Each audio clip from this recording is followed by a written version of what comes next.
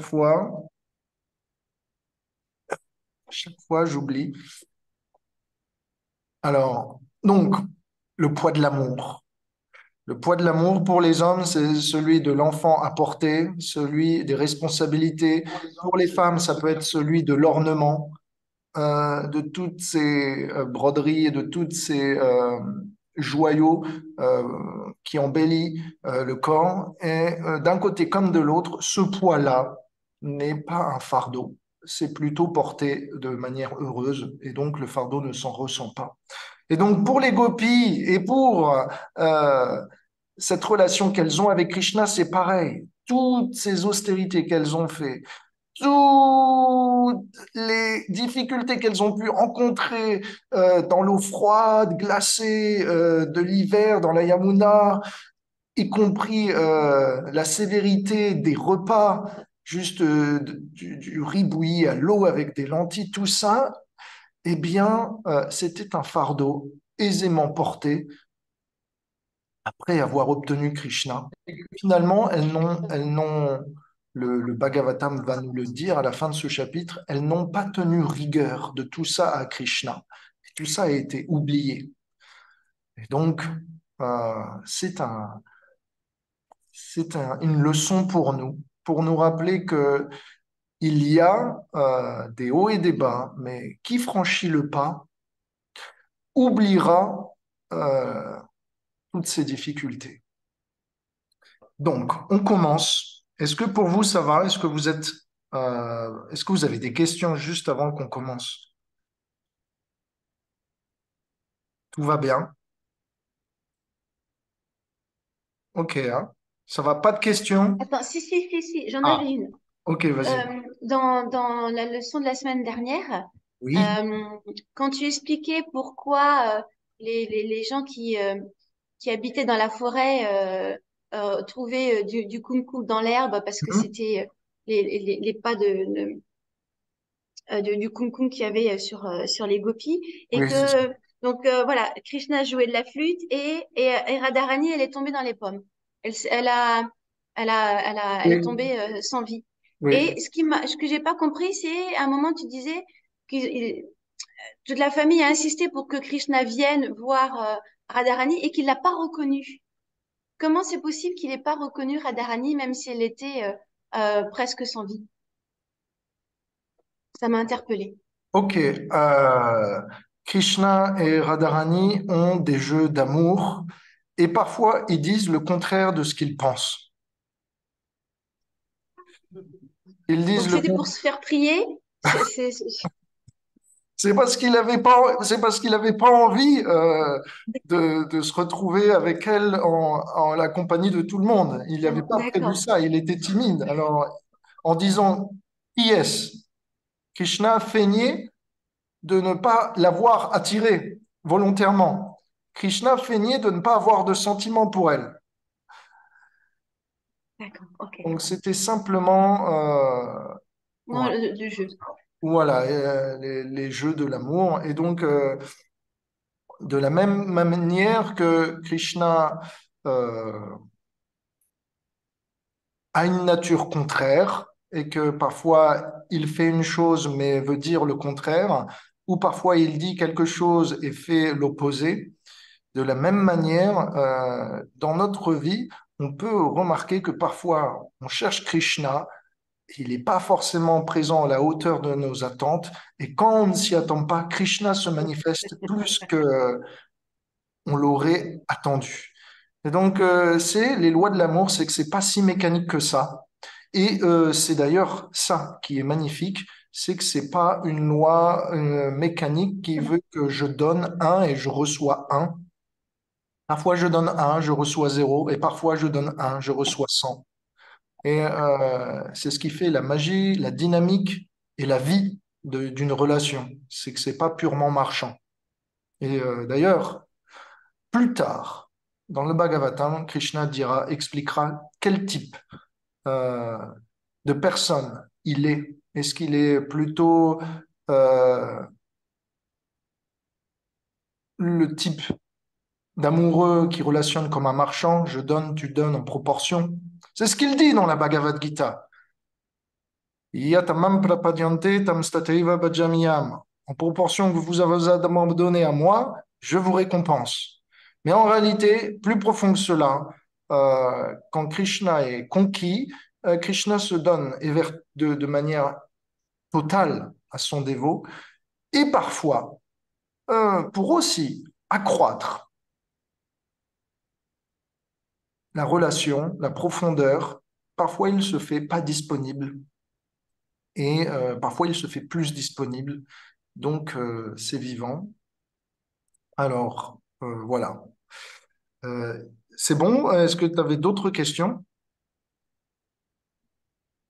Ok. Alors, la dernière fois, on s'était arrêté quand Krishna commençait à négocier encore et encore que les gopis sortent eh bien, du lit de la rivière de la Yamuna. Krishna ne voyait que leur tête. Et donc, Krishna se disait, vous vous êtes abandonné à moi, et donc, par conséquent, si vous voulez devenir mes femmes, vous allez devoir vous présenter tel que vous êtes devant votre mari. Et Krishna place les conditions. Krishna place les conditions petit à petit de la façon dont il veut qu'on l'aime.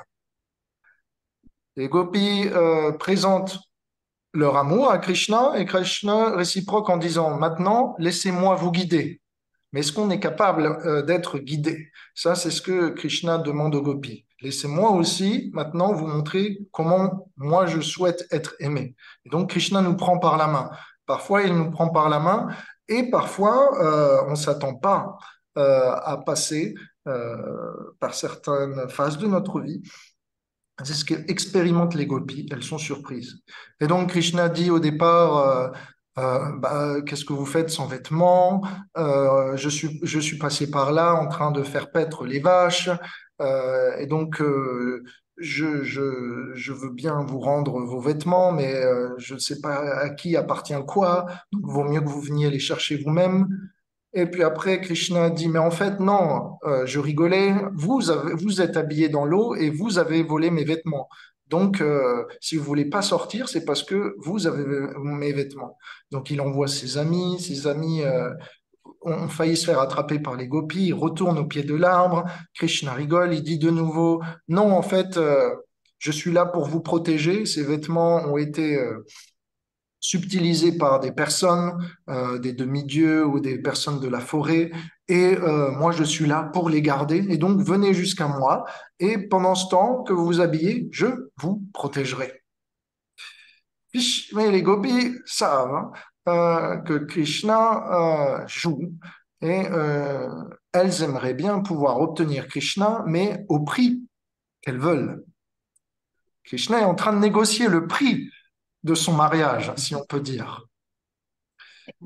Et donc il dit, ne vous inquiétez pas, sortez. Moi, je ne mange jamais. Les garçons qui sont avec moi peuvent le dire et le confirmer. Et les gopis répondent, à partir de quel moment as-tu dit la vérité? Dis-moi, Krishna, parce que de ta bouche, je n'ai vu que des enfantillages, des sottises, des inepties. Donc, Krishna joue la carte du temps et le temps joue en sa faveur, puisque lui, il est assis tranquillement dans l'arbre, en possession des vêtements des gopis, pendant que d'autres sont en train de souffrir de la piqûre du froid et de l'eau glacée. Donc, on va reprendre, on va reprendre au verset 12. Voyant comment Krishna était en train de jouer, de plaisanter avec elle, les gopis devinrent complètement immersées d'amour pour lui. Et pendant qu'elles se regardaient l'une et l'autre, elles ont commencé à rire et à plaisanter entre elles, en étant embarrassées. Mais aucune d'entre elles ne vint à sortir de l'eau et à exécuter le désir de Krishna.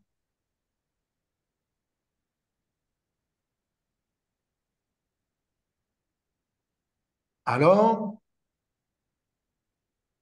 Govinda, voyant les gopis de cette façon, commença de nouveau à replaisanter et à de nouveau, eh bien, manifester son désir de les voir, ce qui plaisait de plus en plus aux gopis. Pourquoi? Parce que plus Krishna manifestait son désir de les voir venir, plus les gopis savaient que leur vœu avait été exaucé.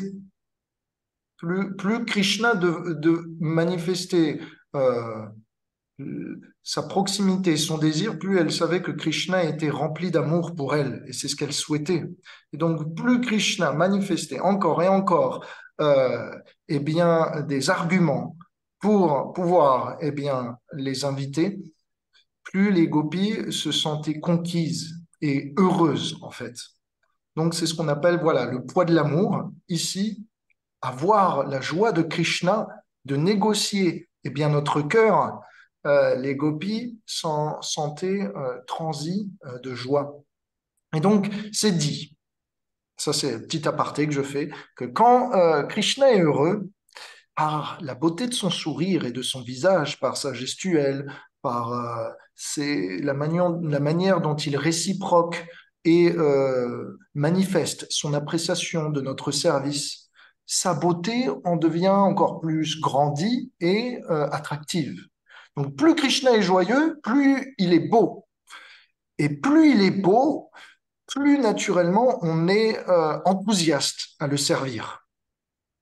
Plus on est enthousiaste à le servir, plus Krishna est heureux. Et donc, plus Krishna devient encore plus beau. Plus Krishna est encore plus beau, plus on est encore enthousiaste. Et donc, plus on est encore enthousiaste, plus on a envie encore de le servir. Et ainsi de suite. Et donc, il y a une espèce de compétition qui s'installe entre le fait de vouloir faire plaisir à Krishna, Krishna qui est heureux et qui donc, du coup, manifeste encore plus de qualité. Et c'est ce qui se passe. Krishna manifeste son désir, il est satisfait, les gopis le voient, elles sont encore plus satisfaites, et ainsi de suite. Et donc, on le voit naturellement dans la vie de tous les jours. Ceux qui ont l'air tristes paraissent naturellement moins attractifs que ceux qui sont joyeux. Qu'importe le faciès et le physique, la joie est une caractéristique de la beauté. Et c'est pour ça que Krishna est toujours, on appelle Krishna Smita Krishna, ça veut dire toujours avec un léger sourire, quelle que soit la circonstance, du moins si la position de Krishna, si la position neutre de Krishna euh, serait la position neutre pour Krishna serait d'avoir un léger sourire, c'est ça que je veux dire. Alors, Krishna dit, ô mes chères filles semblables à des oiseaux, si vous ne venez pas me rejoindre, je vais maintenant, d'ici là, me faire un hamac avec vos vêtements, puisque vous ne désirez pas les utiliser. Je suis maintenant fatigué et mes yeux doivent se reposer.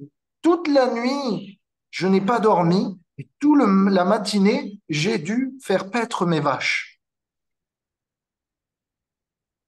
Alors, les gopis, pressentant l'urgence, répondent, mon cher pâtre, toi et tes vaches devriez rester ensemble. Autrement, elles vont s'en aller bien loin. Il vaudrait mieux que tu repartes, t'en occuper et accomplir ton travail. Ça, c'est Vishvanath Chakravarti Thakur qui nous raconte ce dialogue.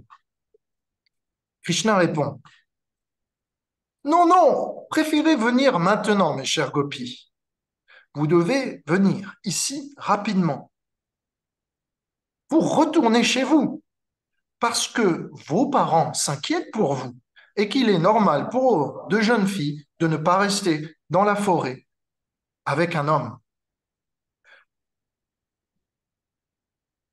Alors les gopis répondent, mon cher Krishna, tu ne sais pas mais nos parents nous ont donné l'autorisation d'aller jusqu'ici et de nous absenter pour ce mois pour faire, eh bien, notre vœu.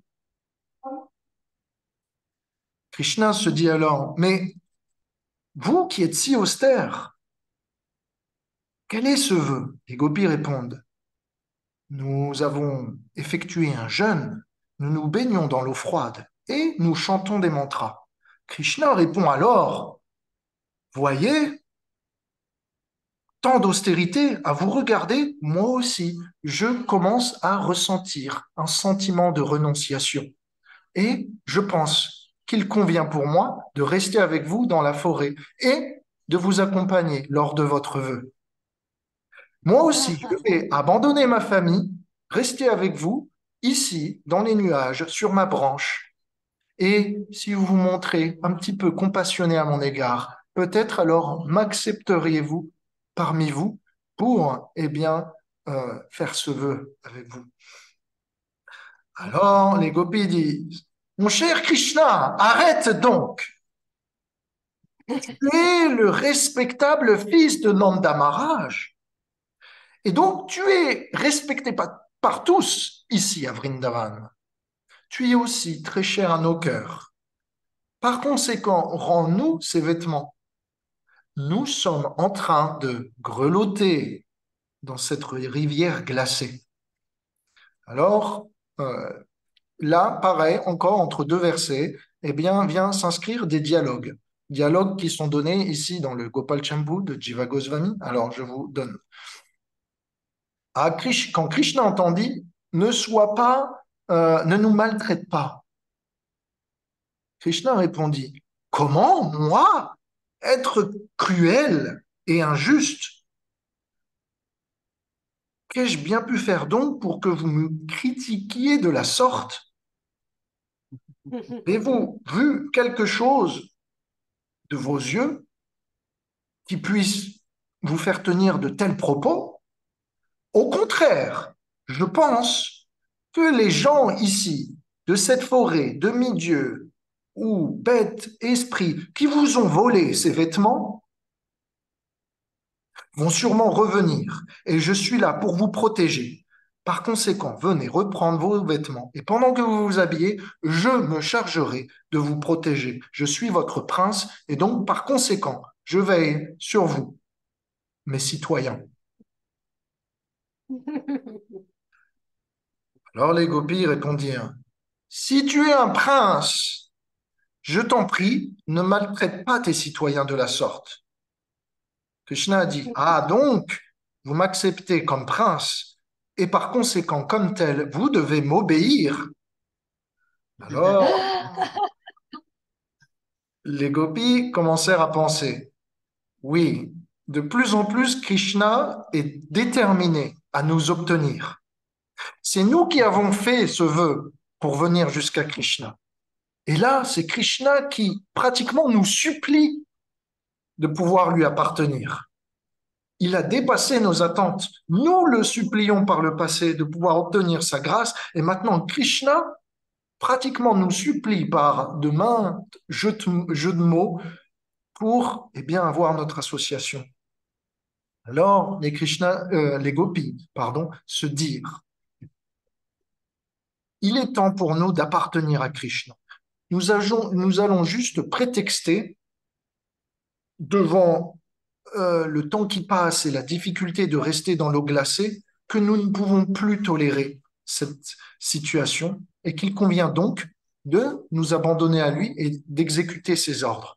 De cette manière, nous, en apparence, resterons chastes et n'auront pas obéi aux ordres de Krishna, mais plutôt auraient été poussés par le temps et les éléments.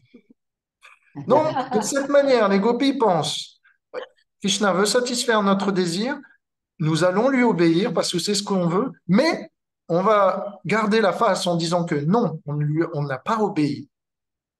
En fait, c'est juste que tu nous as surpris au mauvais moment.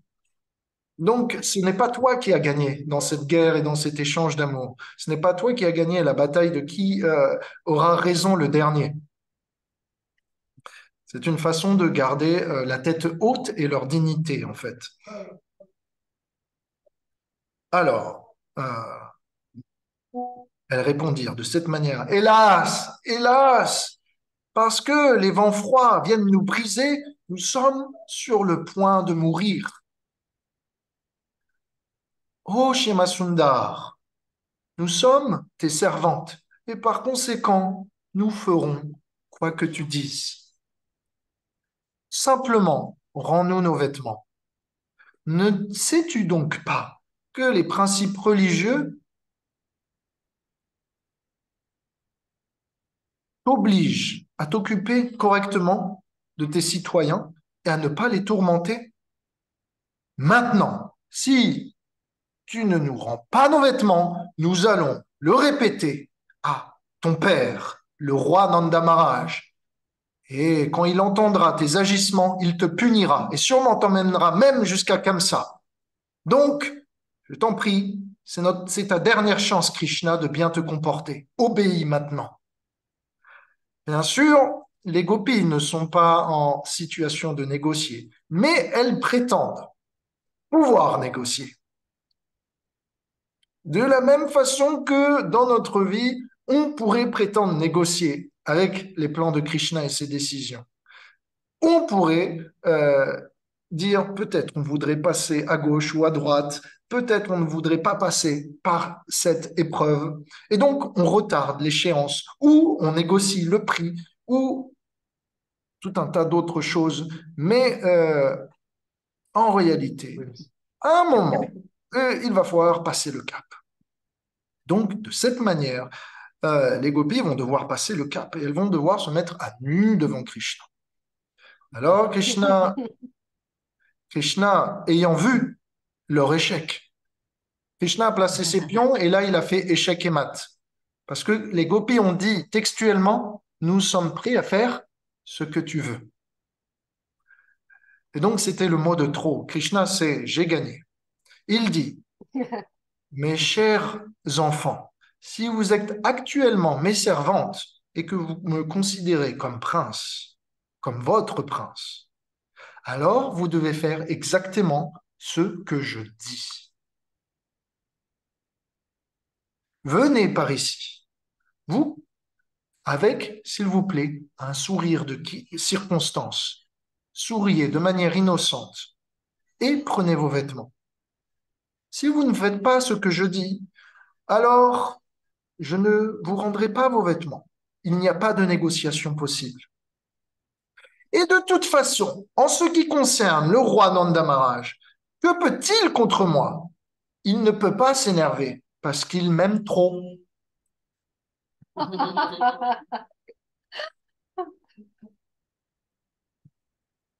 Donc, que fera Nanda Maharaj? Il ne fera rien du tout. Il a trop d'affection pour moi.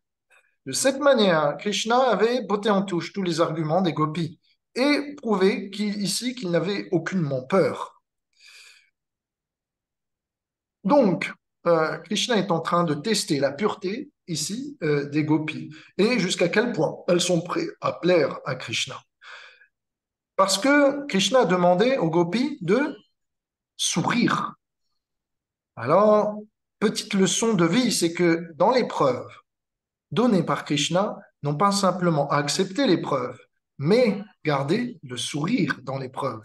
Donc Krishna nous demande pas simplement de passer à travers les obstacles de la vie qui sont pour notre bénéfice, mais nous demande aussi de les apprécier et de garder la joie. Krishna dit aux gopis, vous ne devez même pas montrer le moindre symptôme de désenchantement ou de dissatisfaction. Parce que ce que je vous offre, c'est ma grâce constante. C'est le prix de ma présence. C'est le chemin de mon amour. Alors, si vous voulez que je vous assiste, s'il vous plaît, si vous y allez avec enthousiasme, je serai prêt à vous emmener 2 fois plus vite. Krishna nous dit ici, nous avons fait tous ici, pas simplement les gopis, mais moi et vous, le vœu d'atteindre Krishna. Et donc, dans ce vœu, euh, nous ne savons pas, certes, toutes les inconnues qui nous attendent.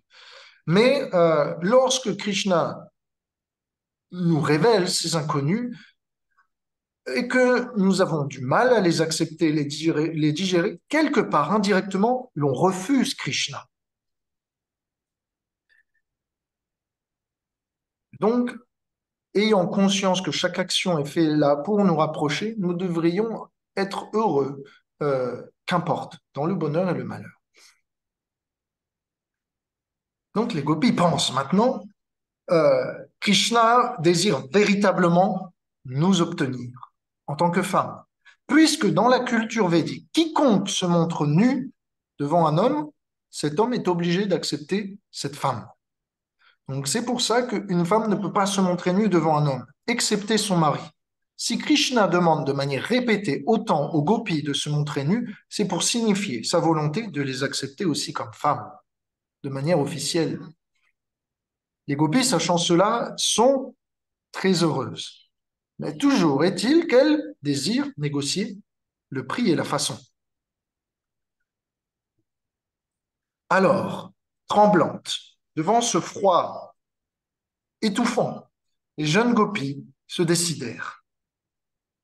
Et alors commencèrent à se lever en couvrant leur pubis et leur partie privée, si on peut dire, avec leurs mains. Les gopis pensent, oh, chers amis, nous sommes complètement défaites. Nous n'avons pas le choix que de lui obéir. Alors, bien sûr, les gopis se regardent. Qui va y aller le premier? Alors, elles mettent au point un plan. Ce plan, c'est que les premières, les plus jeunes devant et les plus vieilles derrière. Et les plus jeunes devant devront se tenir debout et les plus vieilles, qui sont plus grandes, pourront s'accroupir derrière les plus jeunes pour ne pas être vues. De cette manière, seulement les premières de la rangée pourront être visibles. Donc, c'est ce qui se passe. Elles se mettent en file indienne et Krishna, finalement, ne voit pas le spectacle comme il le désirait et ne peut pas accepter toutes ces femmes, toutes ces gopis comme ces femmes, puisqu'il ne peut pas les voir à nu. Donc encore, Krishna doit toujours aller un peu plus loin dans l'abandon. Krishna, maintenant, se dit, il faut que je trouve un plan pour eh bien, qu'elles enlèvent ces traces de retenue à moi. Et quel est le plan de Krishna? Eh bien, Krishna va leur dire,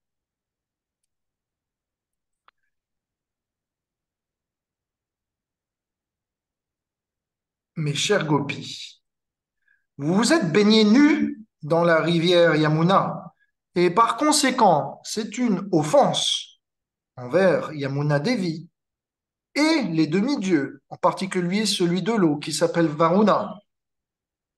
Par conséquent, vous devez maintenant trouver un moyen de purifier votre péché, qui sûrement a entaché le fruit de votre vœu. Pour cela, je prescris qu'il faut que vous me présentiez vos obéissances. Et il est de coutume d'offrir ces obéissances, non pas comme ça, mais Krishna dit, pour bien signifier votre repentance au-dessus de la tête et ma jointe devra être de mise. Donc Krishna a établi un plan très sophistiqué pour obtenir des gopis ce qu'elles ne veulent pas laisser. Alors, voyant la scène, les amis de Krishna, Vasudam, Dam, Kinkini, se mettent à rire. Krishna, ayant bien sûr conscience de la situation et comment dire, de l'embarrassement de ces futures femmes, reprend les jeunes garçons et leur dit, hé, et alors, ça fait quoi qu'elle soit nue? Qu'est-ce qu'il y a de mal à ça? Alors, les garçons arrêtent de rire. Et Krishna se dit, il n'est pas bon que ces jeunes enfants perturbateurs rigolent plus longtemps. Alors Krishna fait semblant d'entendre un bruit. Oh, qu'est-ce qui se passe? J'ai cru entendre un feuillage et des bruits de pas. S'il vous plaît, mes chers Gopas, amis, allez voir ici, là, et regardez ce qu'il se passe. Je ne veux surtout pas qu'il y ait un intrus qui vienne nous perturber, pendant que, eh bien, je rends aux gopis leurs vêtements. Alors, les garçons vont chercher l'espion invisible et croient les paroles de Krishna et se mettent à faire un service qui va leur prendre eh bien, toute la journée, puisqu'il n'y a personne. Donc, maintenant, l'intimité étant scellée, les gopis voient que Krishna est aussi de leur côté. Et donc, elles se sentent soutenues. Et donc, du coup, la confiance est doublement intensifiée. Les gopis se disent, nous pouvons maintenant oublier toute forme d'embarrassement. Nous n'avons plus qu'à fermer les yeux et à sortir de l'eau totalement et à nous présenter eh bien, nos offrandes. C'est la seule option que l'on a. Et même si Krishna nous rejette, qu'importe, voilà, nous aurons fait notre possible, on se laissera mourir. Si Krishna nous accepte, alors c'est parfait, nous serons éternellement à lui, à ses pieds.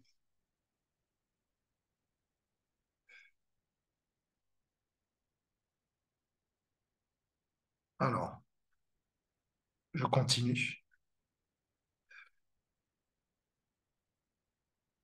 Krishna dit, Krishna pense, on nous dit, Jiva Goswami nous dit, ces saintes femmes viennent de familles respectables.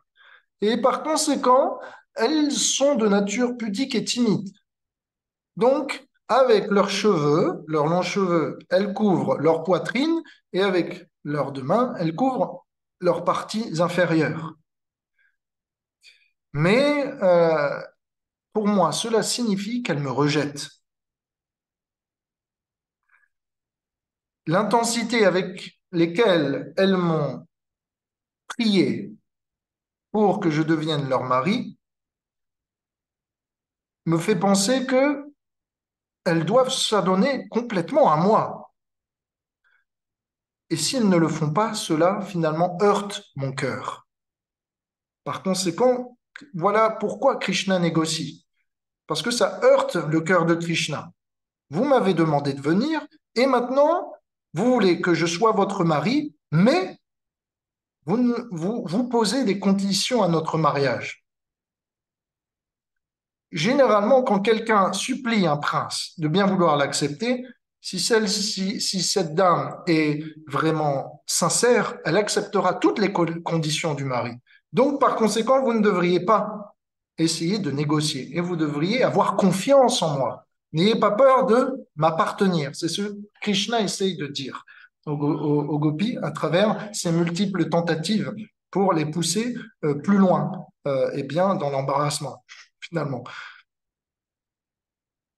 Pour les gopis venant de respectables familles, être nu devant un garçon, c'était pire que la mort, finalement.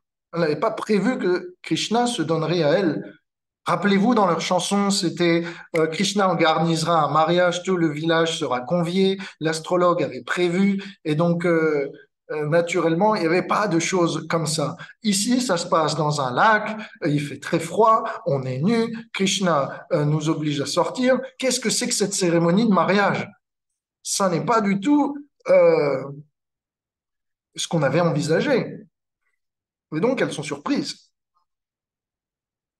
Et donc, les gopis, comment elles essayent de négocier les obéissances qu'elles doivent offrir à Krishna? Rappelez-vous, elles n'ont plus moyen de négociation parce qu'elles sont sorties de l'eau. Elles ne peuvent pas y retourner non plus. Donc, maintenant, elles n'ont plus qu'un espoir, c'est qu'au fur et à mesure qu'on va suivre les ordres de Krishna, c'est que Krishna, eh bien, abuse pas trop de nous. C'est le seul espoir qu'elles ont. Au fur et à mesure qu'elles disent oui à Krishna, elles ont simplement l'espoir que Krishna ne va pas abuser, qu'elles vont pouvoir s'en sortir. Mais elles n'ont aucune certitude. Mais c'est ce que Krishna veut. Vous n'avez pas de certitude, mais je veux que vous ayez une certitude. Laquelle? Que je ne vous maltraiterai pas, que je n'abuserai pas de vous, que vous ne devriez pas avoir peur en ma présence et que je serai toujours à vos côtés euh, pour vous respecter et vous aimer et vous traiter comme tel. Donc Krishna a dit avec un léger sourire. Gargamuni a dit par le passé que j'étais pratiquement l'égal de Narayan, Dieu Tout-Puissant. Et il est dit aussi dans les Écritures que toute femme est censée appartenir à Dieu. Par conséquent, il est naturel que vous m'appartenez et vous m'obéissiez. Je vous prie, s'il vous plaît, de ne pas offrir vos obéissances avec une main, mais avec deux mains. Alors, les gopis qui offraient leurs obéissances avec une main, mirent les deux mains. Mais le problème, c'est qu'elles vinrent à s'agenouiller en même temps pour se cacher. Donc, Krishna n'était pas satisfait, toujours. S'il vous plaît, mes chers gopis, pour offrir vos obéissances, vous devez vous tenir droite et en plus lever vos paumes au-dessus de la tête. Est-ce que est-ce que c'est une bonne façon d'offrir vos respects, la façon dont vous le faites en ce moment? Non. Obéissez-moi. Alors, elles objectent et puis petit à petit, finalement, elles acceptent. Elles offrent leurs obéissances à Krishna, pas simplement en baissant la tête, mais aussi en posant leur front par terre et en se tenant comme ceci après. Donc, véritablement, elles sont dévouées. Krishna est dit être satisfait, totalement satisfait de leur dévouement et la façon dont elles s'exécutent sans rechigner. Et Krishna abuse encore plus, teste un peu plus. Voyant qu'il peut augmenter la difficulté, Krishna dit, sachant que vos saris ne peuvent pas être utilisés pour un homme, euh, je vais vous rendre la partie basse de vos vêtements. Mais la partie haute de vos vêtements peut être utilisée pour moi comme une chadar. Donc je vais garder. Je vais juste vous rendre la partie basse de vos vêtements. Les gopis disent, de toute façon, on n'a pas le choix. Déjà, si on s'en sort avec une moitié de vêtements, c'est bien.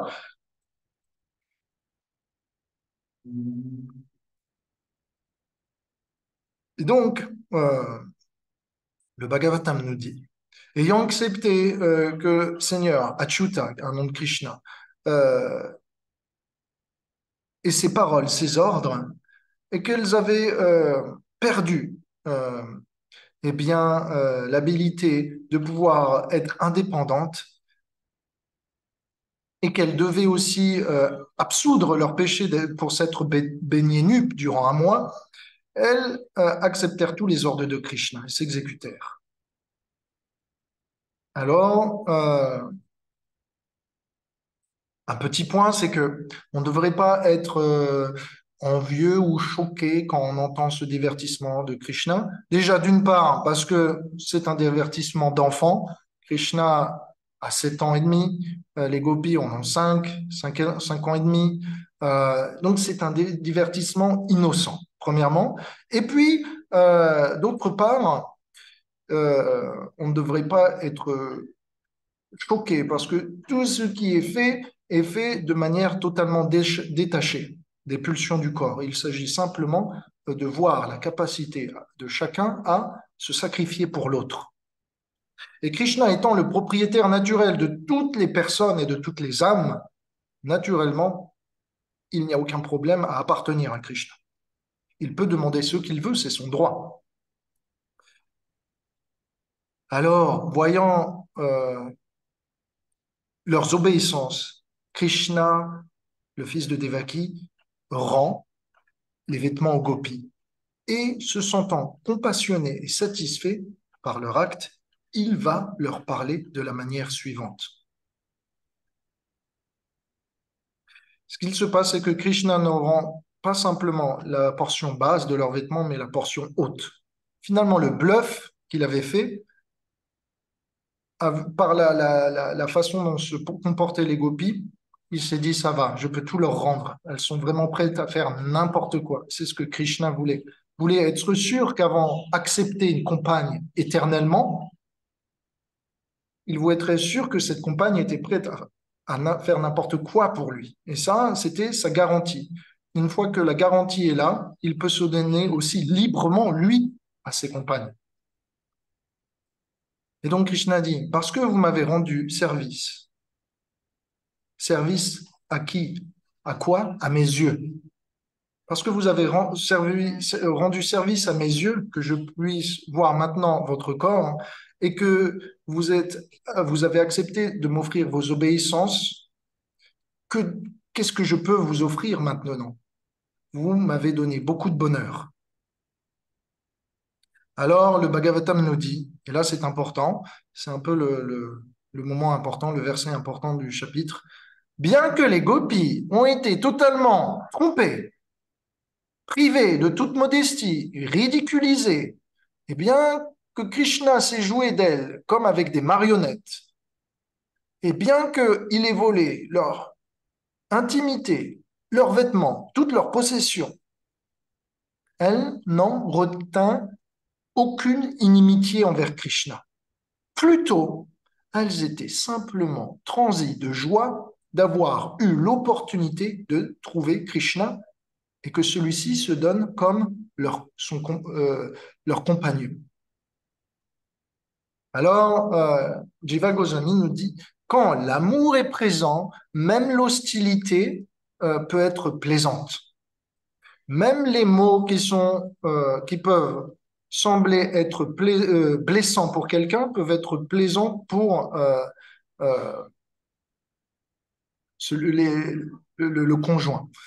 Alors, de cette manière, vous verrez souvent entre Radha et Krishna dans leurs histoires que lorsque Radharani joue de Krishna en lui disant tu n'es qu'un serpent noir, tu ne cherches qu'à te faufiler entre les peaux de nos poitrines ou ce genre de choses, tu te fais passer pour un brahmachari, mais en fait tu n'es qu'un coureur de jupons. Toutes ces remontrances de la part de Radharani ne sont en fait que de façade.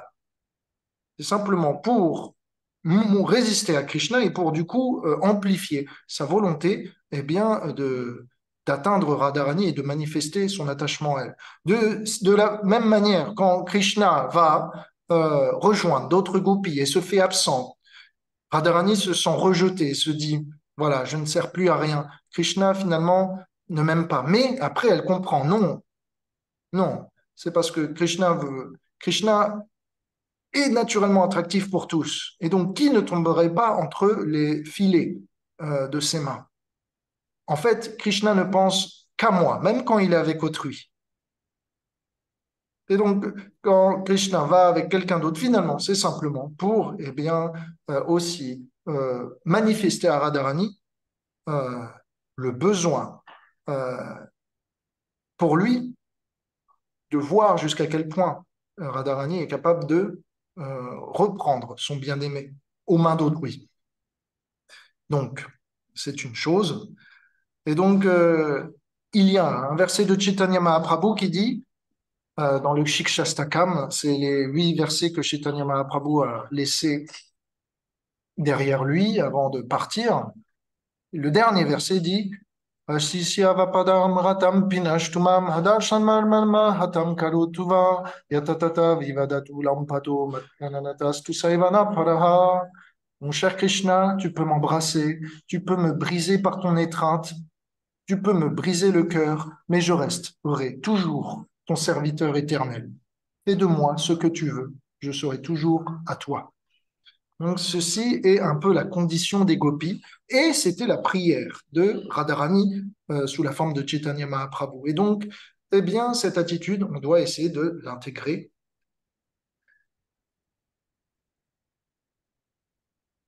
Et donc, les gopis étaient totalement, le Bhagavatam nous dit, addicted. Totalement, quel est le totalement, il n'y a pas vraiment de verbe hein, en français pour dire ça. Addict, Envoûté? Envoûté, ensorcelé? envoûtées, voilà. Elles étaient envoûtées dans l'association de leur amour Krishna. Et elles étaient même captivées. Alors, mettant leurs vêtements de nouveau, elles restèrent figées devant lui et maintenant regardaient Krishna du coin de leur regard, silencieuses. Elles pensaient, alors, si c'est notre mariage, et si Krishna est venu satisfaire notre vœu, quelle est la suite de l'événement? Est-ce qu'il y aura une inauguration? Que va décider Krishna pour, eh bien, que l'on puisse y officialiser verbalement et manifestement notre mariage? Alors, Krishna, comprenant les gopis et le but de leur vœu, vint à leur parler. Sainte demoiselle, je comprends quel est votre réel motif dans tout ce que vous avez fait et vos estérités. J'ai compris votre intention et cela est approuvé par moi. Et cela doit donc se réaliser. Vos désirs vont devenir une réalité. Krishna dit, c'est important, c'est dans le Gopal Champu. Krishna dit, une personne qui m'adore pour atteindre quelques bénéfices personnels en réalité ne m'adore pas, mais n'adore que lui-même. Une personne, une personne qui ne désire rien de moi, mais qui ne m'offre pas ses respects, est aussi une personne qui n'adore que lui-même. Mes chers gopis, parmi ces deux types de personnes, vous n'êtes ni l'une ni l'autre. Votre amour est pur sous tout rapport. Vous ne désirez rien de moi et vous n'avez aucun respect pour vous-même. Par conséquent, vous êtes entièrement disposé à me servir. Pour cette raison, je suis prêt à exaucer tous vos désirs. Krishna nous demande d'être humble en fait et de n'avoir aucun respect pour nous-mêmes dans le service qu'on a pour lui. C'est ce qu'il y a de plus difficile parce que euh, on a toujours l'idée que, eh bien, dans le rapport à Krishna, Krishna nous doit quelque chose. Si on ne demande rien, au moins il nous doit de l'affection, au moins il nous doit un certain confort. Et quand on n'a pas ce qu'on estime que Krishna devrait nous donner, eh bien on en doute. On commence à avoir peur pour notre sécurité, on commence à se demander si Krishna est vraiment bien intentionné, si Krishna est là. En réalité, Krishna est obligé de réciproquer, sinon la relation n'existe pas. Mais il réciproque de manière à ce que aussi, euh, eh bien, il mette à l'épreuve notre amour. Donc pour ça, on a besoin de délester toute forme de respect pour nous-mêmes, pour comprendre que Krishna, eh bien, euh, ne nous maltraitera jamais et que on, il n'y a jamais de forme de maltraitance, et jamais de forme de,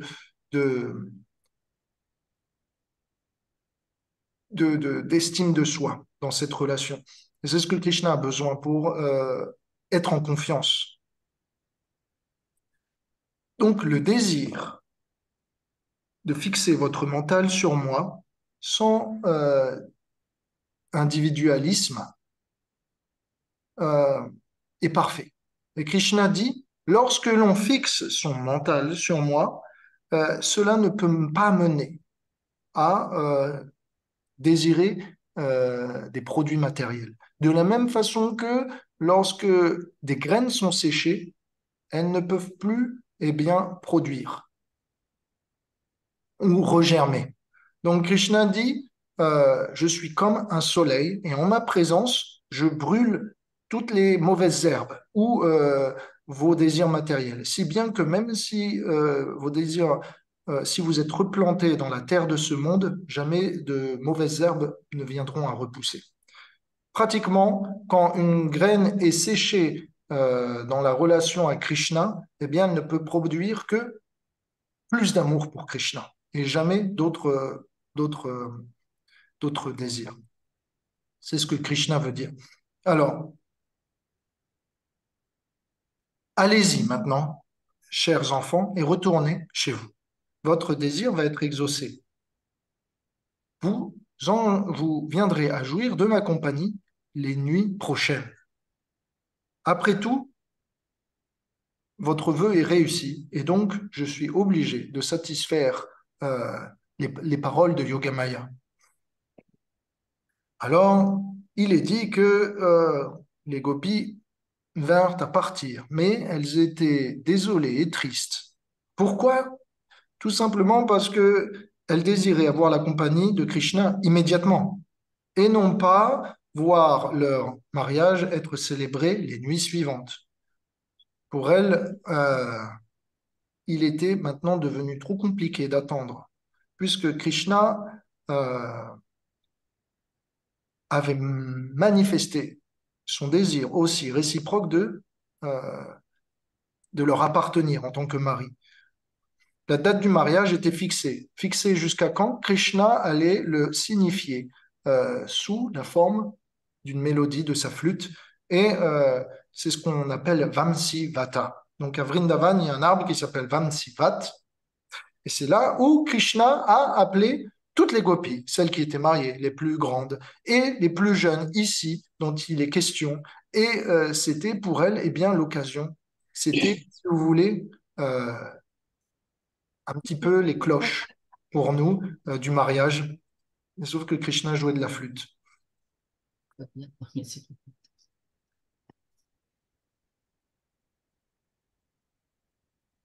Et puis, nous voilà maintenant à la fin de cette partie de ce chapitre. Est-ce que vous avez quelques questions? Est-ce que pour vous c'est bon? Oui. Le divertissement est clos alors. OK? Ça va pour vous? Oui. Ouais, ça décrit très bien la notion de service. Exact. D'engagement. Hmm. C'est une grosse leçon pour nous de, de savoir que plus Krishna peut obtenir de nous, plus Krishna va le faire. Et plus Krishna le fera, plus on va grandir dans notre capacité de résilience, de tolérance, d'amour, de sacrifice, de bonté, de pureté. Et plus on grandit, plus Krishna demande et plus on donne, plus finalement, dans l'un comme dans l'autre, eh bien, tout le monde s'en retrouve heureux. Donc c'est ça la particularité de l'amour avec Krishna, c'est qu'il y a toujours une possibilité d'aller plus loin, et Krishna est suffisamment doué, intelligent pour, eh bien, savoir comment aller plus loin. Et puisque Ouais. dans cette infinie relation, Krishna est expert, il sera aussi expert, eh bien, à satisfaire nos désirs et au-delà. C'est une chose que d'avoir des désirs, mais Krishna est pas comme un arbre à souhait. Les arbres à souhait, ça satisfait nos désirs. Mais Krishna va plus loin. Il satisfait les désirs qu'on n'a même pas conscience que ça pourrait exister. Donc, Krishna a des qualités insoupçonnables. Et Krishna a donc beaucoup en réserve. Donc, voilà. Maintenant, on va se retrouver à Kamiyavan. Attendez, je vais juste vous faire un petit tour du propriétaire. Je vais vous emmener à Chiragat rapidement pour clôturer ce chapitre. Alors, on va... je vais vous emmener au lieu, simplement pour que vous compreniez un petit peu, vous situer géographiquement, au lieu où ce divertissement s'est passé. Donc, je vais partager mon écran et nous voici. euh, Alors, faites attention, mes chers amis, il y a un faux lieu et il y a un vrai lieu. Vous connaissez les Indiens et donc, par conséquent, les Indiens étant charitables, eh bien, certains profiteurs établissent des temples et des légendes pour récolter de l'argent et se tourner les pouces durant la journée. Et donc, à Vrindavan, il y a de tout et de rien. Et donc, à Vrindavan, voilà, ici, pardon, sachez qu'ici, il y a ce qu'on appelle Chirgat, mais c'est un faux. Donc, les pèlerins néophytes se font avoir, donnent de l'argent au temple et au brahmana, mais en fait, ce n'était pas le bon lieu. Le bon lieu, il est où? Il est beaucoup plus loin. Je vais vous montrer où habitaient les gopis, d'accord? On va aller voir où habitaient les gopis. Les gopis habitaient du côté de Varshana. Donc, doit être. Hop, Varshana, ça doit être là. Voilà. Kushikana. Mince. Varshana. Voilà. Varshana, ici, d'accord? Donc ça, c'était la région approximative où se trouvaient les gopis. Ici, Varshana. Là, pratiquement, là où habitent Vrishabhanu, Kirtida et Radharani. Elles ont dû aller jusque-là, dac, jusque-là, pour adorer Yogamaya. Alors, approximativement ici, et on va essayer de trouver. Bien, on va essayer de trouver euh, ce lieu précis, le vrai, s'il vous plaît.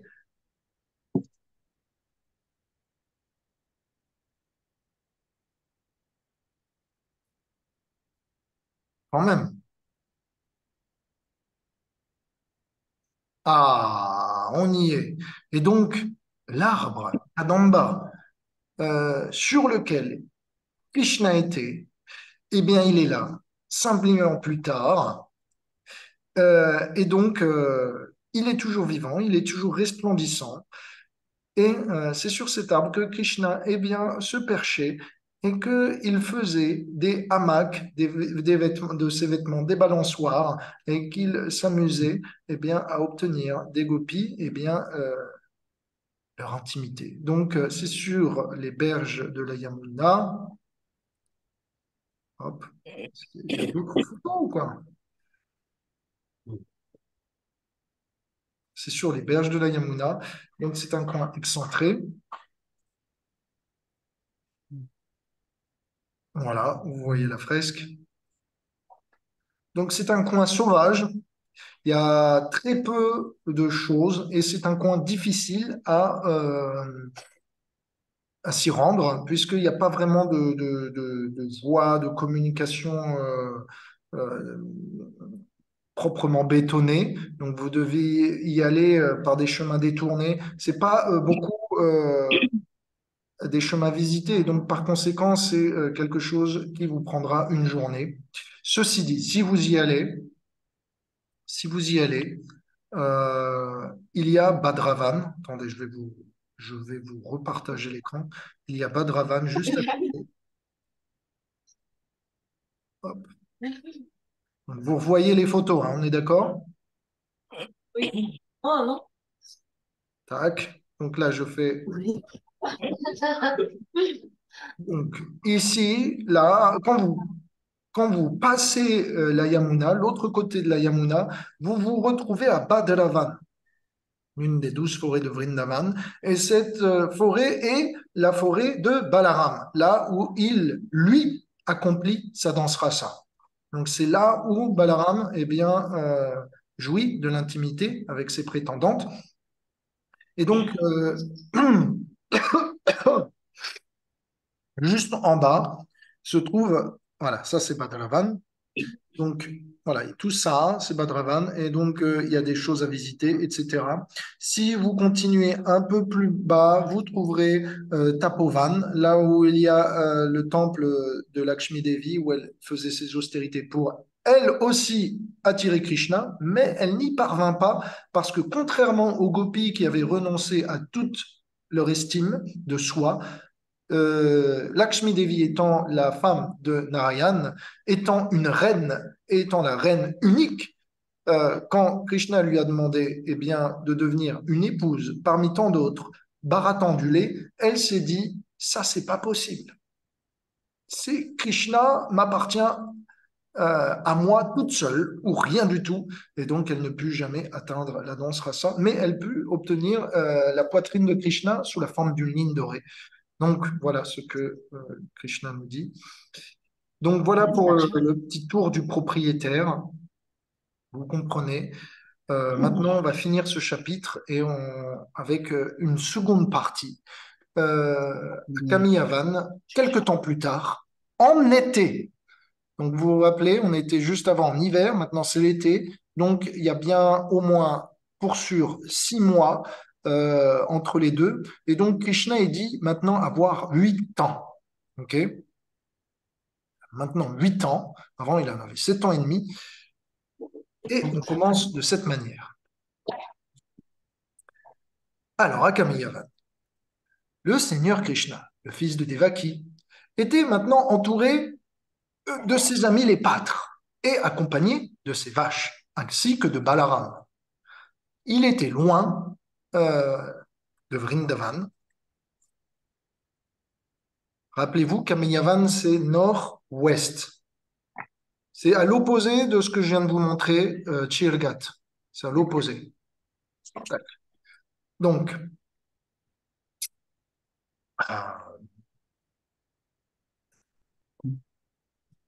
devant la chaleur du soleil intense, Krishna vit les arbres offrir le service de leur ombre comme un parapluie. Alors, il va aller glorifier. Rappelez-vous, Krishna avait déjà fait ça par le passé, plusieurs fois, glorifier Vrindavan et s'extasier devant eh bien, les qualités de cette forêt. Krishna dit, Oh, Stoka Krishna, Amshu, Shridam, Badrasena, Sudam, Subal, Arjuna, Vishala, Vrishaba, Ojasvi, Devaprasta et Varutapa, regardez comment ces arbres sont fortunés, comment leurs vies sont complètement dédiées au bénéfice d'autrui. Ils tolèrent le vent, la pluie, la chaleur, la neige et protègent les uns et les autres de tous les éléments, tout en les nourrissant. Alors, la liste qui est donnée, que je vous donne, est la liste des 12 gopas principaux. Alors, Antonio, toi, le chevalier masqué, toi qui aimes les pâtres, mon cher Antonio, retiens bien cette chevalier masqué. Voilà. Donc, retiens bien cette liste. Stoka Krishna, Amshu, Shridam, Badrasena, Sudam, Subal, Arjuna, Vishal, Vrishaba, Ojasvi, Devaprasta et Varutapa sont les Dvadasha Gopal, ça veut dire les 12 amis les plus précieux de Krishna parmi tous les Gopal. Madhu Mangal n'est pas cité, Madhu Mangal est hors catégorie, il est parmi tous les pâtres, il est celui qui sait tout. Donc, c'est lui qui a avec Vrinda Devi et Purnamasi Devi. Donc il est hors catégorie. Madhu Mangal n'est pas appelé, il n'est pas considéré parmi les 12 Gopal parce qu'il est dans une catégorie même supérieure. Mais au-delà de Madhu Mangal, cette liste des 12 Gopas sont les amis les plus intimes de Krishna, avec Balaram bien sûr. Et donc, que font ces 12 Gopas? Eh bien, des informations supplémentaires que que je vous communique nous disent que ces 12 gopas protègent. Lorsqu'ils partent en randonnée avec Krishna, toutes les directions. Il y a 8 gopas qui protègent le nord, le sud, l'est, l'ouest, plus les diagonales. Donc il y a autour de Krishna un cercle.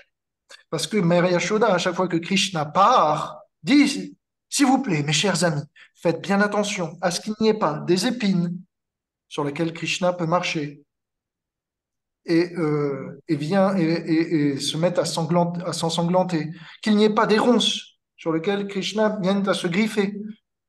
Parce que des fois, Mère Yashoda se pose des questions. Quand elle lève son fils le matin et qu'elle vient le voir, elle voit que Krishna a des griffures dans le dos. Elle se dit, mais alors, Krishna, tu t'es donc si blessé la journée d'hier, il faut vraiment que je t'appointe des protecteurs. Sinon, tu ne vas pas pouvoir continuer ton service de cette manière. Alors qu'en réalité, ces griffures étaient dues, on le sait, eh bien, à des activités nocturnes avec ses bien-aimés.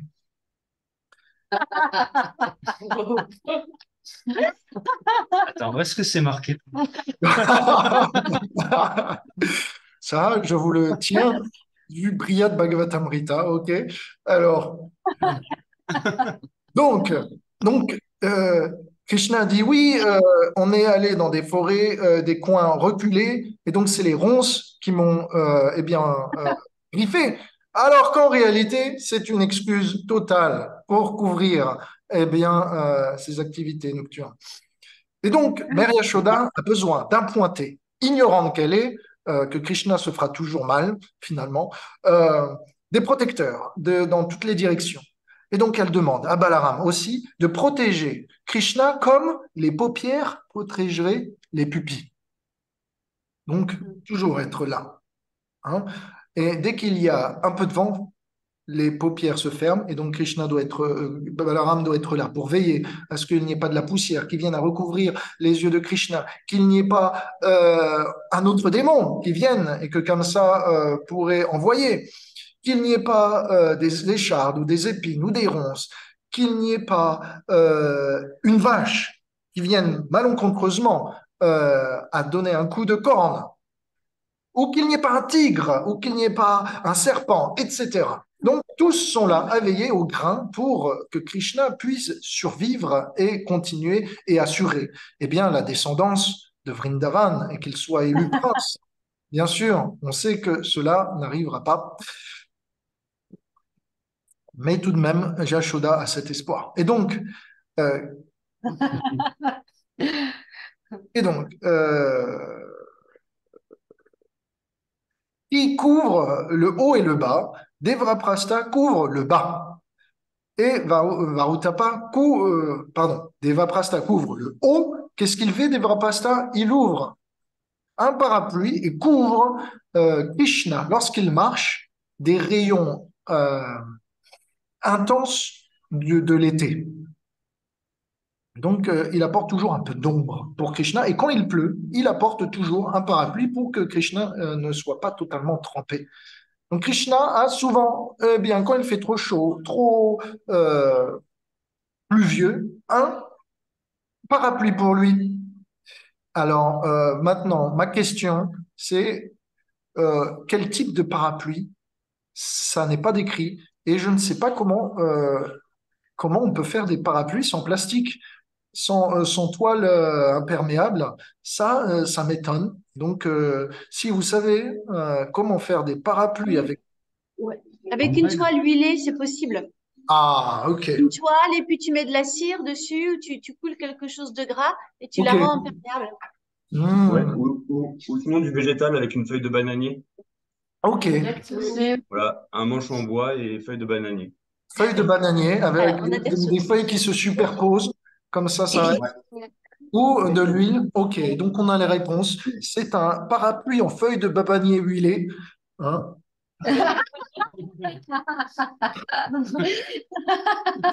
En tout cas, d'après l'avis du public, c'est c'est ce qu'il y a.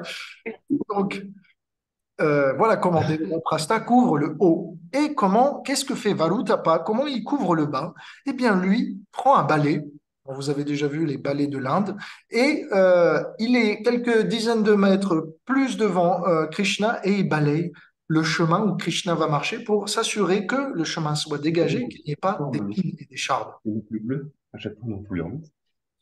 Donc, la 11e personne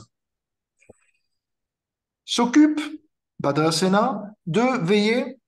euh, il est le leader. Parmi les 12, Sridham et Bhadrasena sont les leaders des 12. Et eux deux s'occupent eh bien, voilà, d'apporter, de faire, d'arranger les jeux à venir, de s'occuper des choses qu'il faut porter, les instruments, de cueillir différents fruits et fleurs pour ornementer Krishna ou lui donner une guirlande. Bref, ils s'occupent de tous les services à côté.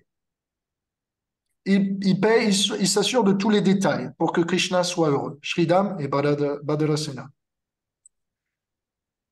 Et donc, ainsi, le périmètre de Krishna est totalement sécurisé. Il est pratiquement H24 sous surveillance. Et donc, le service de sécurité étant là, on peut maintenant passer à la suite. Voyant ainsi ces arbres maintenir toute entité vivante, Krishna s'exclame, leur naissance est pleine de succès. Désolé pour cette latence, c'est juste la traduction en anglais qui n'est pas facile. Leur comportement est juste comme celui des grands saints et des grandes personnalités qui donnent tout leur bien et leur être pour le bien-être des autres sans jamais être déçus de leur réaction. Donc pourquoi Krishna eh bien, glorifie de nouveau les armes, ou du moins pourquoi Shukadev, le narrateur de cette histoire, fait une remention de ça. C'est ici parce que ces arbres qui donnent tout leur être pour le bénéfice d'autrui va contraster avec le chapitre suivant qui va être les brahmanas, qui eux sont riches mais n'ont rien donné à Krishna. Donc, c'est un peu le teaser du chapitre de la semaine prochaine. Il va y avoir des personnes très fières de leur position, puisque ce sont des personnes qui ont étudié les shastras, qui ont toute la connaissance et qui accomplissent des rites pour le bénéfice de Dieu. Mais quand on vient leur demander de faire la charité, ils se disent, comment? C'est moi qui dois faire la charité, c'est plutôt toi qui dois faire la charité à moi. Et donc, de cette manière, ils n'ont rien donné, alors qu'ils avaient la richesse, alors qu'ils avaient la connaissance, alors que Dieu lui-même avait envoyé des gens pour recevoir quelque chose. Ici, les arbres, on ne leur demande rien, ils donnent à tous. Donc, Krishna fait le contraste.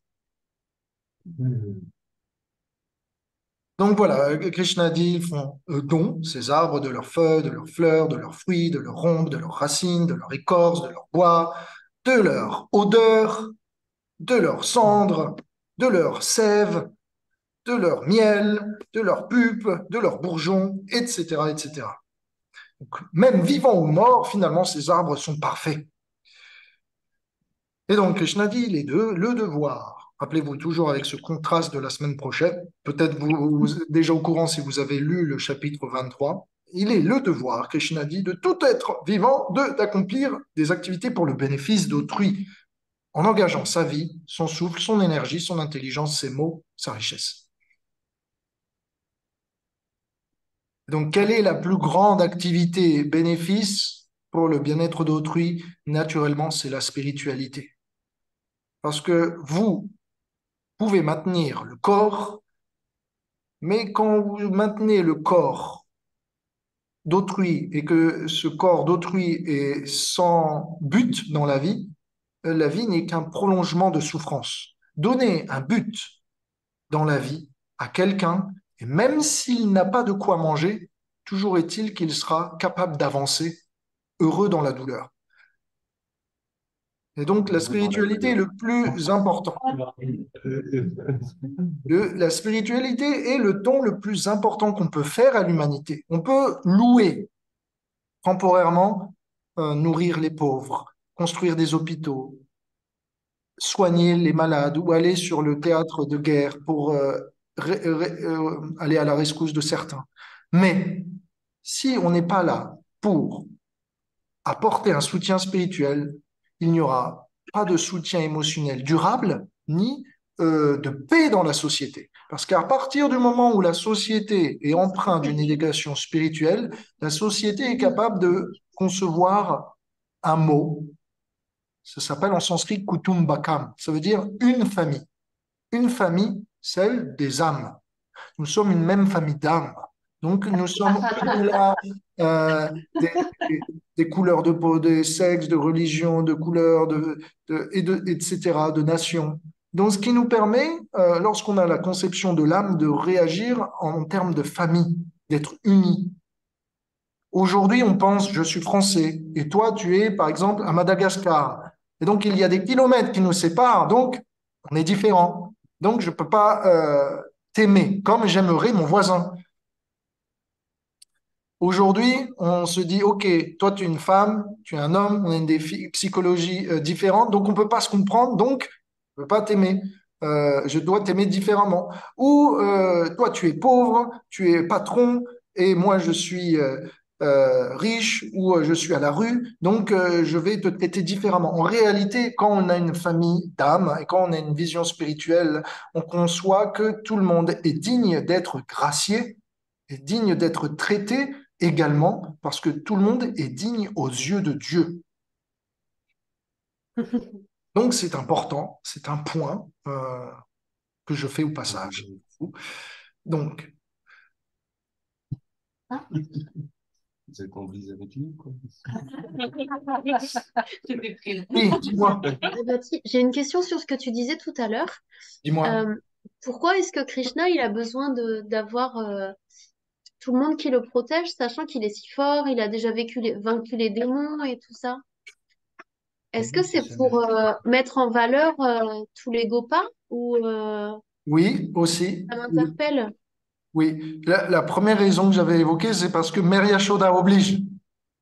Ah oui. Mère Yashoda oblige. Mais tu me diras, une fois que Mère Yashoda voit plus, Ben oui. c'est bon, tout le monde s'amuse. C'est ce qui se passe en réalité. Mais tout de même, euh, c'est comme quand, je vais te raconter une histoire, ma grand-mère, jusqu'à 18 ans, hein, jusqu'à 18 ans, pratiquement quand même jusqu'à son dernier souffle, toujours elle s'inquiétait pour moi. Est-ce que tu as bien mangé? Est-ce que tu dors bien? Est-ce que tu as assez d'argent? Est-ce que tes amis te posent pas de problème?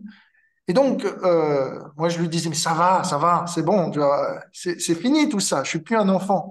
Mais à ses yeux, j'étais toujours digne de protection parce qu'elle avait ce rôle, elle avait inculqué ce rôle. Et donc, les Gopas, pareil, en tant qu'amis, ils ont toujours, bien que Krishna soit si puissant, ils ont toujours, par affection, peur de perdre le souffle même de leur vie. Parce que sans Krishna, Vrindavan est vide. Sans Krishna, il n'y a aucun service ou aucune journée qui vaille le mérite. Et donc, de la même façon que toi, tu ferais attention à ton corps pour préserver ta vie, Krishna étant la vie de ses gopas, il préserve ses gopas comme si c'était leur propre corps. Est-ce que ça va? Ouais. Donc voilà, par affection. Voilà, par affection. Ils ne voient pas Krishna comme Dieu, même s'il est très fort, ils se disent toujours Krishna est comme nous aussi. Il est avec nous, donc il est comme nous. Et donc c'est la beauté de Krishna. Merci pour ces précisions. Allez, Krishna. Et donc, euh, Krishna continue. Euh, il est maintenant l'été et il est maintenant le temps de boire et de se désaltérer parce que nous sommes assoiffés, en particulier les vaches. Donc, que font les Gopas? Ils emmènent les vaches sur le bord de la rivière Yamuna et ils laissent les vaches s'abreuver. Une fois que les vaches ont fini, les Gopas commencent eux aussi à boire. Et donc, c'est intéressant de voir que les Gopas pensent au confort de leurs animaux avant même leur propre confort. C'est intéressant de voir que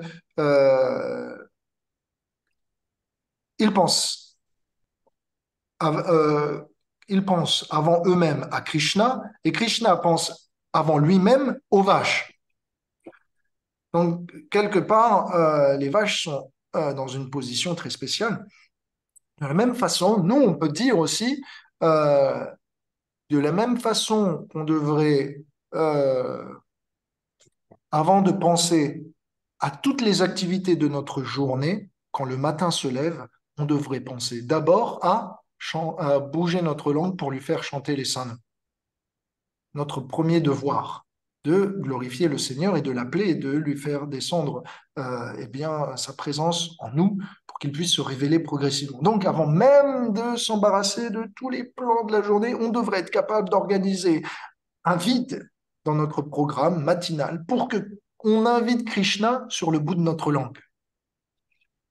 Et si on n'est pas capable de faire ça, on n'est pas capable de stimuler la mentalité de Vrindavan, telle que les Gopas le font.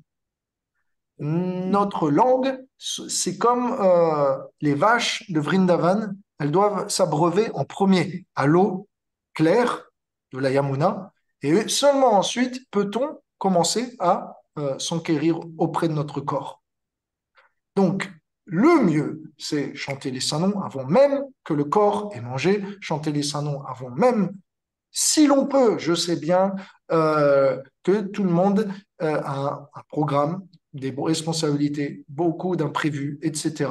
Mais autant que faire se peut, en premier, trouver, s'arranger un moment pour que le saint nom passe, avant toute autre chose.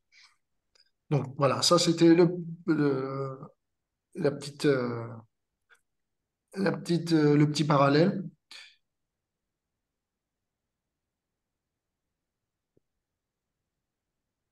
Donc, on continue.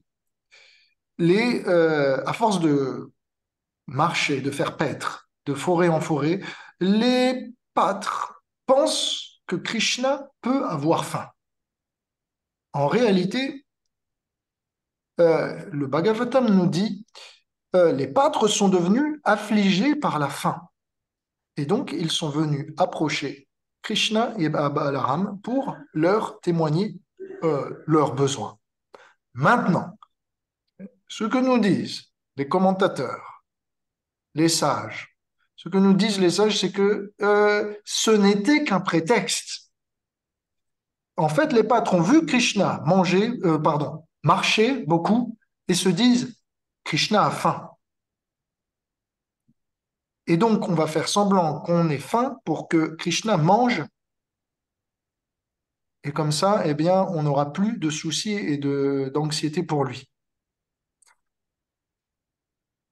Donc, souvent, on peut aussi organiser eh bien, des prétextes. C'est comme, par exemple, euh, votre maître spirituel est là et il dit, non, ça va, j'ai pas faim, vous embêtez pas, faites rien pour moi. Et vous dites, oh, bah, moi j'ai faim, je vais me préparer quelque chose. Et en passage, vous en préparez une assiette pour lui et vous le servez. Généralement, qu'est-ce qui se passe? Il mange. Donc, c'est pareil avec les enfants. Hein. C'est pareil avec voilà, les enfants n'ont pas faim. Et puis quand l'odeur du plat passe sous leur nez, hop, ils commencent à manger. L'appétit vient en mangeant, tout est fini. Donc les pâtres pensent à la même chose. Et donc ils ne sont pas égoïstes. C'est ça que les commentateurs veulent essayer de vous faire comprendre, c'est que ils ne pensent pas à leurs besoins. Bien qu'ils peuvent manifester leurs besoins, et Krishna est heureux de satisfaire leurs besoins, ils pensent naturellement aux besoins de Krishna. Et par extension, leurs besoins aussi sont satisfaits. Et donc, voilà, on a fini aujourd'hui ce chapitre 22. Maintenant, ce que je peux faire, est-ce que je vais devoir commencer le chapitre 23? Il nous reste 16 minutes, un quart d'heure. Est-ce que vous avez des questions ou est-ce que je commence un peu le chapitre 23? Oui, J'ai une question. un peu générale que j'ai envie de poser depuis un moment. C'est sur la couleur de peau de Krishna. On a Mhm. déjà évoqué qu'il est de la couleur du nuage euh, chargé d'orage, Oui, mais sur les représentations, il est souvent bleu dans les tableaux, mais les mourtis, la peau est souvent noire. oui. Et du coup, enfin voilà. Est-ce que Ok, tu peux nous en dire plus? très bonne question. Parce que c'est une question qu'on a besoin de résoudre rapidement, parce que la couleur de Krishna est particulière, elle est unique. C'est comme si, par exemple, tu me disais jaune. Voilà, le jaune, c'est une catégorie. La couleur de Krishna, c'est une catégorie. Donc, c'est unique dans le panel de couleurs. Et donc, c'est une couleur qui se place entre différents degrés. Comme le jaune, par exemple, est situé entre le rouge ou l'orange et ce genre de degrés. Et donc, de la même façon, la couleur de Krishna est située entre le bleu et le noir. Maintenant, il est dit que Krishna est aussi de la couleur d'un lotus bleu ou d'une fleur atassi. Donc, il est aussi décrit comme ayant la couleur, différentes couleurs. Pourquoi? Une question, c'est que suivant la température, suivant ses émotions, Krishna change de couleur. Parfois, il est plus sombre, parfois, il est plus clair, suivant les saisons, suivant le temps, suivant sa compagnie, etc. Donc, Krishna peut être parfois bleu clair, parfois bleu foncé, parfois plus proche du noir, parfois plus proche du bleu. Donc ça, la question, c'est un peu, la réponse, c'est à quelle heure? À quelle heure Krishna, à quelle couleur? Donc c'est une chose. C'est une chose, c'est variable. Il y a une couleur de base, mais il y a des variations. Maintenant, pourquoi la myrtille est noire? C'est parce que le marbre est noir. Voilà, donc c'est de manière pratique. Pourquoi les peintres peignent en bleu? C'est parce que je vais te montrer sur l'écran ce qu'est une fleur atassi. Et c'est décrit, c'est décrit. Donc, je vais partager mon écran. Prépare-toi à voir la fleur qui a reçu la couleur de Krishna. Tac. Voilà. Alors, est-ce que tu vois ce que je vois? Ouais. Ce sont des fleurs atassi ou Ah. ça s'appelle du lin. Hein. Je ne fais pas parce que là, en latin, ça s'appelle linum. Alors, je pense que c'est du lin. Ouais. Et donc, Chitra, c'est toi la pro, là. s'il vous plaît, les paysagistes et les herboristes, Ah oui, c'est des graines de lin, oui. c'est du lin. Oui, Donc, c'est Ouais, fait mais là, partie de la famille des graines de lin, ouais. Mm. alors voilà. Maintenant, ma chère Justine, il y a un problème avec la fleur atassi, c'est qu'il y en a des sortes. Là, par exemple, celle-ci est un peu plus bleutée. On est d'accord. Ouais. Celle-ci est un peu plus bleutée. Donc, comme on nous dit, Krishna est de la couleur d'une fleur atassi. Oui, mais laquelle? Donc, est-ce que c'est au centre de la fleur? Est-ce que c'est sur le contour de la fleur? Donc, si tu vois les artistes, quand ils peignent Krishna de cette manière.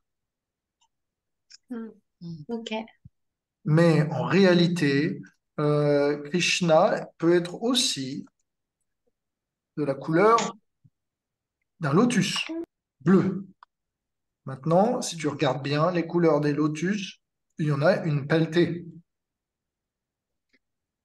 Mon avis, c'est que Krishna, d'après ce que je comprends, et si j'en fais la synthèse de tout, c'est-à-dire un nuage chargé d'orage, qu'il est appelé aussi le joyau noir, qu'il est aussi comme une fleur atassi, c'est que Krishna devrait avoir la couleur des pétales les, presque les plus sombres de ce lotus.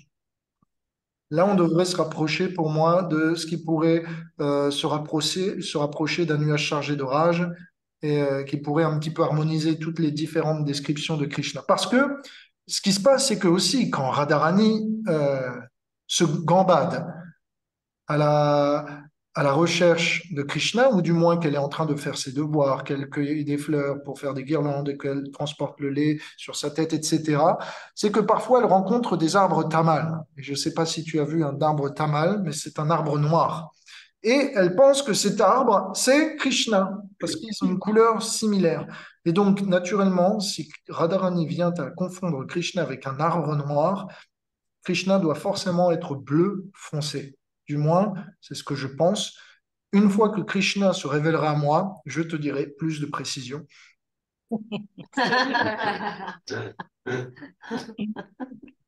Voilà. Donc, je vais juste te montrer qu'est-ce qu'un arbre tamal. Non, c'est pas ça.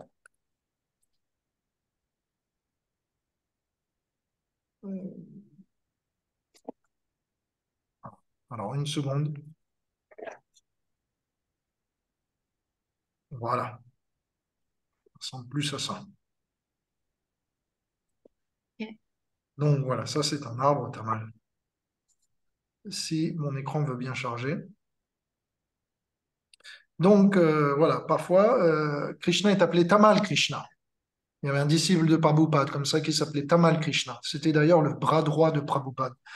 Donc, ça doit forcément être du bleu foncé. Voilà. Mais rappelle-toi, suivant les jours et suivant les heures et suivant l'atmosphère, suivant les saisons, ça bouge. Ça dépend des divertissements, Voilà. Et de en son plus, humeur. de son humeur. Comme il a plein de noms, sa couleur aussi diffère aussi. Mhm. Quand il y a Radhéchiam, c'est différent aussi. Voilà. Et, euh, et c'est intéressant de se dire que la peau de Krishna, pourquoi elle change de couleur? Parce qu'elle est si sensible que même le contact du vent peut changer son grain. De la même façon que quand vous appuyez fort sur votre pouce, hop, il est blanc pendant quelques millisecondes. De la même façon, lorsque le vent touche la peau de Krishna, eh bien, sa peau s'éclaircit pendant quelques millisecondes. Donc, il y a des... Krishna est très sensible, pas simplement de cœur, mais de peau. Donc, voilà. Alors, donc, j'espère que vous avez retenu quelques leçons d'aujourd'hui. Euh, on va se retrouver la semaine prochaine. Je vais juste démarrer rapidement ce chapitre 23. Euh, chapitre 23 qui donc se déroule en été. Alors, Krishna. Les Gopas disent, voyons que Krishna a faim. Hé Ram, hé Mahabao, toi au bras puissant. Oh Krishna, toi qui es capable de châtier le mécréant. Qui est le mécréant? C'est la faim qui se fait sentir. Nous sommes tourmentés par la faim. Fais donc quelque chose pour nous. Alors ainsi, incité par ses amis, Krishna, le fils de Devaki, répond de la sorte, désirant faire le plaisir de ses dévots et surtout des dévots, dévotes en l'occurrence, femmes de Brahmana, non loin de Mathura, à Mathura en fait. Alors ce divertissement va se passer juste sur la bordure de Mathura. Et donc, on va rentrer un petit peu dans la ville. Krishna dit à ses amis, si vous voulez vous nourrir, je vous en prie, allez donc à l'arène où un groupe de brahmanas savants se trouve. Ils sont en train ils sont en train maintenant d'accomplir un sacrifice de feu pour atteindre les planètes édéniques, ce qu'on appelle le paradis, mais pas le monde spirituel, c'est différent. Ils sont en train de chanter des hymnes védiques, mais ne connaissent pas la signification de ces hymnes. Alors, c'est aussi pour nous l'occasion de nous rappeler que la bhakti ne doit pas être mécanique.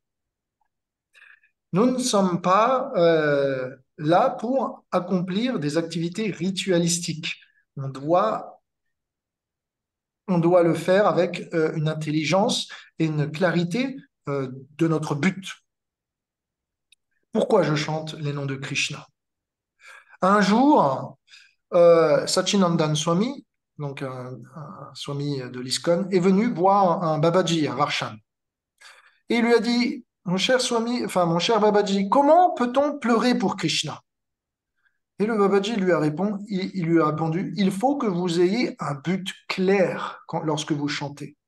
Plus votre but est clair, plus vous aurez le désir de retrouver Krishna. Plus vous aurez le désir de vous retrouver Krishna, plus vous vous sentirez lamentable en son absence. Et plus vous vous sentirez lamentable en son absence, plus vous vous en viendrez à pleurer pour le retrouver. Et de cette manière, Krishna se sentira obligé. Donc on a besoin d'avoir un but, une priorité définie, établie, enracinée. Et donc pour cela, il faut qu'on sache, comme aujourd'hui, qui est Krishna?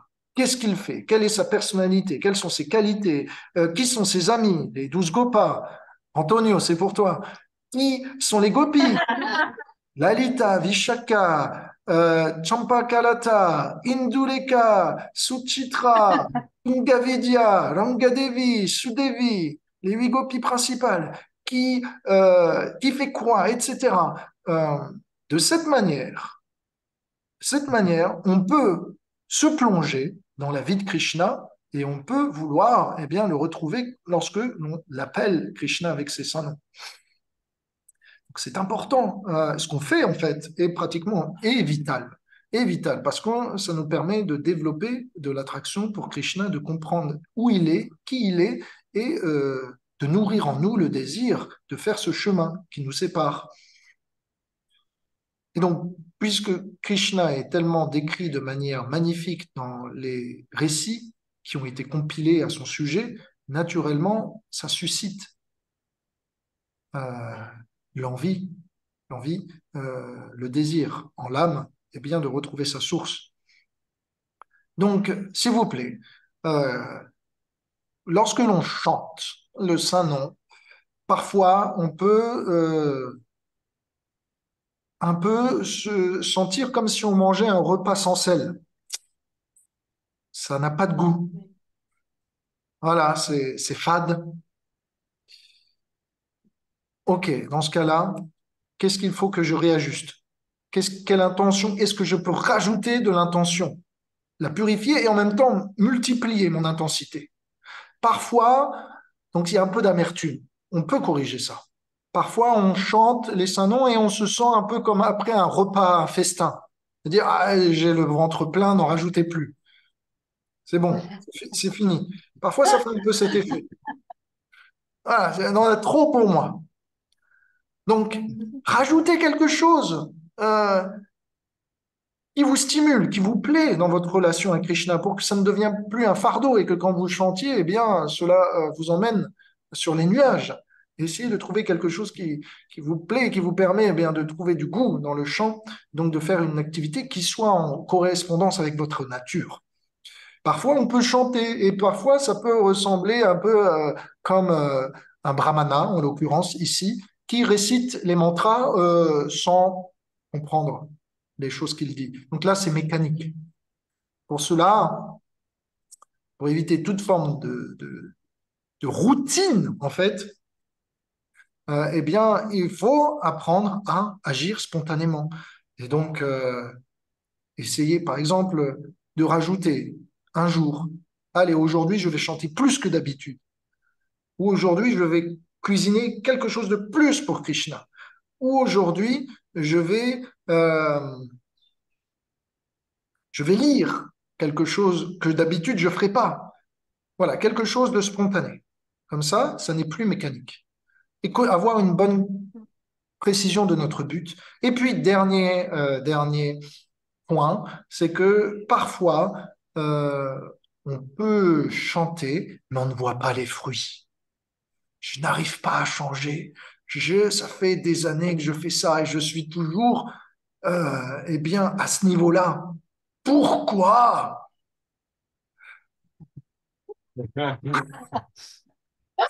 Et donc, parfois, c'est un peu comme un jardin sans fruits. L'impression, je cultive, je retourne la terre, j'enlève les mauvaises herbes, la pluie tombe, j'ai tout fait, mais Coco Pelli, et l'impression qu'il m'a arnaqué. Coco Pelli m'a vendu les mauvaises graines. Qu'est-ce que c'est que ça? Et donc, parfois, on peut se dire, c'est Krishna qui fonctionne pas. Non, non. Je vous rassure, le problème, c'est vous. C'est nous, c'est moi.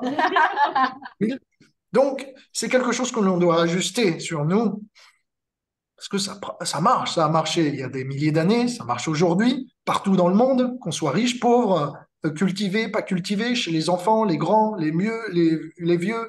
Donc, ça marche. Donc, si ça ne fonctionne pas, il faut réajuster et ne pas laisser le temps passer. On doit s'enquérir. Qu'est-ce que je peux réajuster?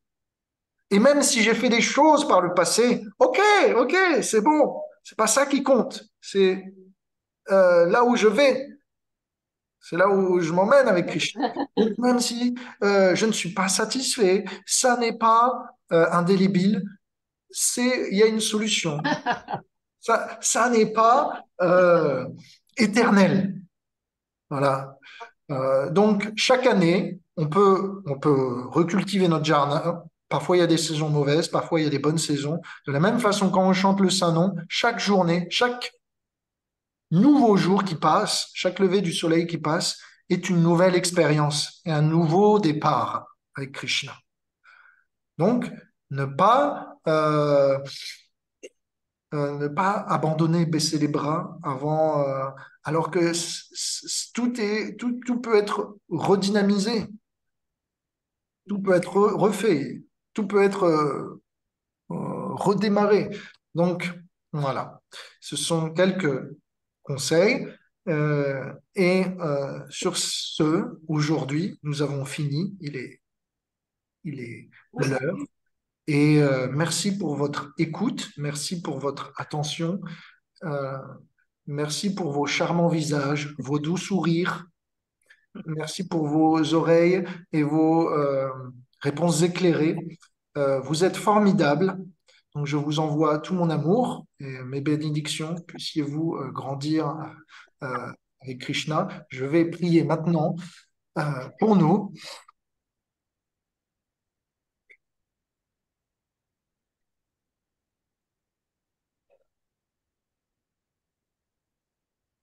Mon cher Krishna, s'il te plaît, à travers les épreuves de notre vie, grandis-nous et jamais ne nous laisse amers. Mais fais que ces épreuves, avec le temps, puissent nous paraître des merveilles. Je t'en prie, donne-nous la force même de demander à ce que tu nous abaisses, puisque, une fois humbles, serons élevés à tes pieds. Puissent toutes les calamités qui viennent être acceptées comme des bénédictions, puissions-nous voir le noir comme le blanc de la même façon. Je t'en prie, Krishna, emmène-nous sur ton chemin et jamais ne nous quitte. Reste sur notre langue et installe-toi dans notre cœur et notre mental. Si vous êtes d'accord avec avec cette prière, vous pouvez dire Hare Krishna. Hare Hare Krishna! Krishna.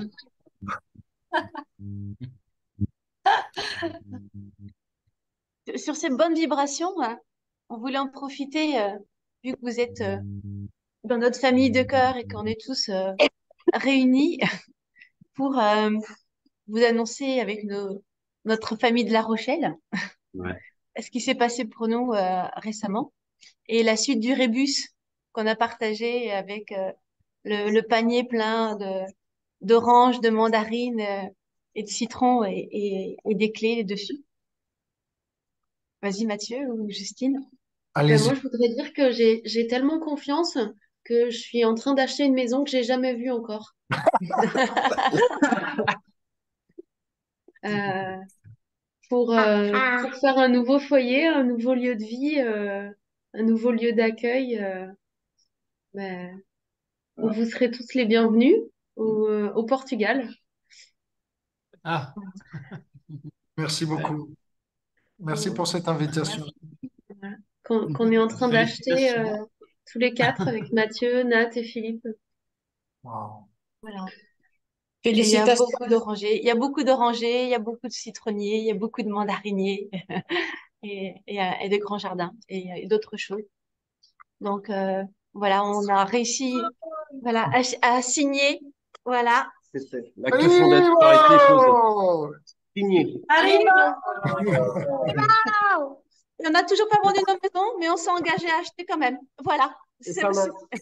Et ça marche quand même. Et voilà. Exactement. Et les anciens propriétaires le comprennent et voilà. C'est fluide. Quand ça doit être, comme tu dis, Ravati, il y a un jeu, il y a une danse, mais ça descend dans la matière. Et c'est pas quand on s'y attend. Et pas du tout ce qu'on souhaitait, ce qu'on avait envisagé et ce qu'on pensait. Voilà. Merci pour fonder une communauté. Merci de vous sentir soudés. Et voilà, plus on est, plus on va loin, plus on est capable de beaucoup, et plus on est capable aussi de spirituellement se motiver. Alors c'est vraiment ce que vous avez de mieux à faire, c'est de pouvoir vous rassembler et de pouvoir fonder un foyer avec plusieurs familles qui puissent inspirer autrui, que ce soit à Madagascar ou au Portugal. Vous avez tout mon soutien. Merci Révati. Merci. Merci, Ravati. Merci. Allez Krishna! Hare Krishna! Voilà. On le fait pour eux aussi. Hein. ¿Cómo está? Muy bien, muy bien. Krishna. Continuez à prendre des risques pour Krishna et Krishna vous offrira une maison dans son royaume. Faites de votre maison un temple et votre maison, Krishna la construira dans son temple chez lui à Goloka Vrindavan. Wow. Merci. Merci. Merci Révati. Embrassement.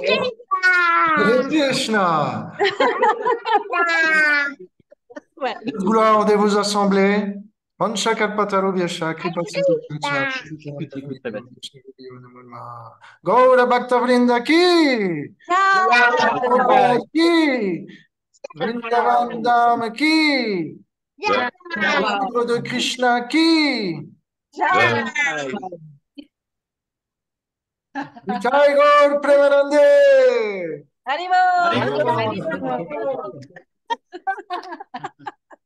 Hare Krishna! C'est spontané. Hein. Bonne semaine à tous. Hare Bonne Krishna! semaine à tous, la famille. À bientôt. Merci. À Tenez-nous au bientôt! courant pour les avancements. Oui, on vous tient au courant.